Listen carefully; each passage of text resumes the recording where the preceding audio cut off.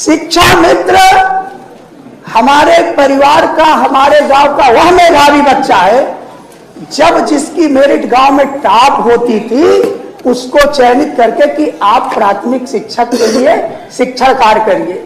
अगर आप बाबा साहब को वाकई में मानती हैं तो शायद बाबा साहब ने कहा था कि शिक्षित बनो। जब आपके यहाँ अंग्रेजी का एक भी प्रवक्ता नहीं है, भौतिक विज्ञान का एक भी नहीं है, आप कैसे शिक्षित बन जाओगे? आज वित्त विहीन शिक्षक भुखमरी के कगार पर है। आज शिक्षा मित्र आत्महत्या बोल रहे थे कानून व्यवस्था पर। अच्छी बात है, कानून व्यवस्था पर अपने आप महिमा मंडन कर लेना, लेकिन ये यही सरकार है जहां बच्चियों के साथ थानों में बलात्कार होता है, और ये यही सरकार है जहां दलित बेटी को केरोसिन डाल करके उसकी डेड बॉडी को जलाया जाता है। ये कानून व्यवस्था की मैं बात एक आईना में दिखा रहा हूं, बाकी जो ये कह रहे हैं मैं उसी का उत्तर दे रहा हूं।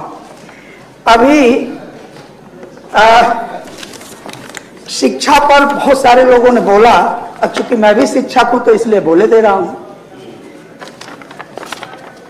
एक विद्यालय है इलाहाबाद में, पंडित दीनदयाल उपाध्याय राजकीय मॉडल कॉलेज समहन उर्वा मेजा प्रयागराज।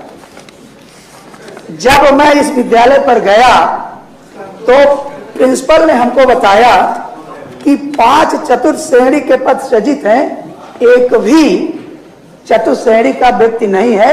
हम अपने हाथ से जाते हैं पानी या जो अन्य व्यवस्था है आप बच्चों के माध्यम से करवाते हैं। तो इतने गंभीर शिक्षा के क्षेत्र में ये है। एक लाइन में और कहना चाहूंगा, गणित, भौतिक विज्ञान, अंग्रेजी, इसके शुरू से ही वहां शिक्षक नहीं। चाहे तो आप लोग, जैसे अभी मैडम ने कहा कि हम चूल्हे तक जाती हैं, आप चूल्हे पे जाइए, लेकिन और आप कुंभ भी कराइए, कोई उसको रोक नहीं रहा, बजट आप और पास करा लीजिए। लेकिन मेरे कहने का मतलब है, अगर आप बाबा साहब को वाकई में मानती हैं तो शायद बाबा साहब ने कहा था कि शिक्षित बनो। जब आपके यहाँ अंग्रेजी का एक भी प्रवक्ता नहीं है, भौतिक विज्ञान का एक भी नहीं है, आप कैसे शिक्षित बन जाओगे? और यहाँ पर एक बात मैं और कहना चाहूंगा, शिक्षा के क्षेत्र में बहुत सारे लोगों ने महिमामंडन किया। माननीय अधिष्ठाता महोदय, वह वित्त विहीन शिक्षक, वह शिक्षा मित्र, और शिक्षा मित्रों के साथ छलावा कैसे किया गया? शिक्षा मित्र हमारे परिवार का, हमारे गांव का वह मेधावी बच्चा है, जब जिसकी मेरिट गांव में टॉप होती थी उसको चयनित करके कि आप प्राथमिक शिक्षक के लिए शिक्षण कार्य करिए, उस बच्चे का चयन किया जाता था। और ये दुर्भाग्य है माननीय अधिष्ठाता महोदय कि जहां 10 साल तक वकालत करने के बाद अनुभव के आधार पर जज बनने की योग्यता दे दी जाती है, वहीं आज 20 साल से शिक्षा मित्र आत्महत्या करने के लिए मजबूर हैं। मैं जब जाता हूं भ्रमण करने, मैं कहता हूं कि चूल्हे तक आप जाइए, जरा उन शिक्षकों को भी चले जाइए, आपको मैं सूची दे रहा हूं जहां 10-10 साल के बच्चे, 2-2 साल के बच्चे अनाथ हो गए हैं, आप वहां भी जाइए। और मैं इसलिए कह रहा हूं, ये वेदना का विषय है कि एक तो शिक्षा मित्र ने अपने खून से लिखा पत्र हमको दिया और कहा कि अगर ये सरकार हमारे खून की प्यासी है तो बल्कि हम लोग अपने खून से ही पत्र लिख रहे हैं। दुर्भाग्य का विषय ये है कि पहले जब कोई नशा करता था तो वो शर्म का विषय हुआ करता था, आज वह फैशन बन गया है, अंतर सिर्फ इतना रह गया।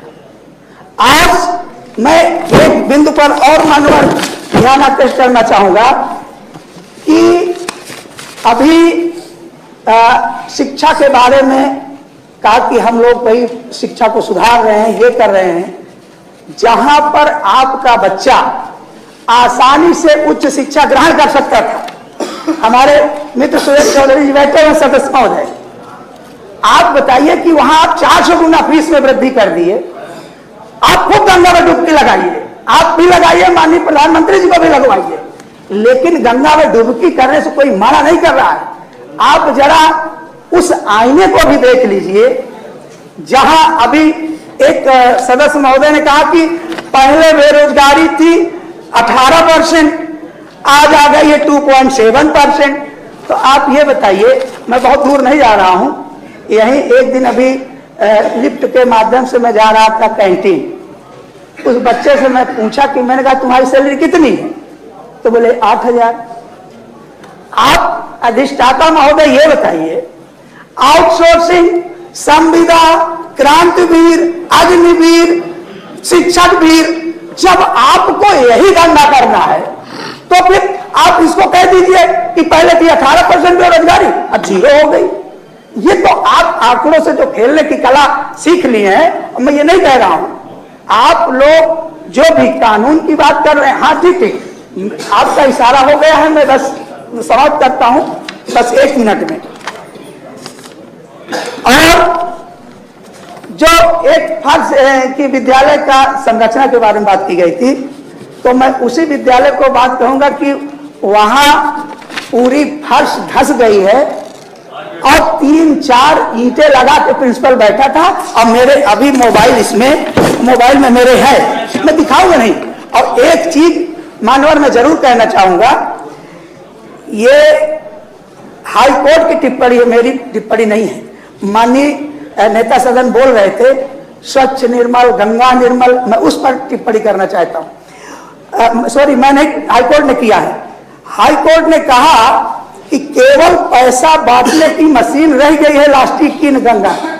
ये मैं नहीं कह रहा हूं, ये हाईकोर्ट की टिप्पणी, मेरी नहीं, न्यायालय की टिप्पणी। किस संदर्भ में कहा है? किस संदर्भ में कहा है? ये जो गंगा को क्लीन करने के लिए जो बजट पास किया गया है, आप बजट पास कर लीजिए और उसका बंदरबाट कर दीजिए, तो उस पर टिप्पणी की गई है।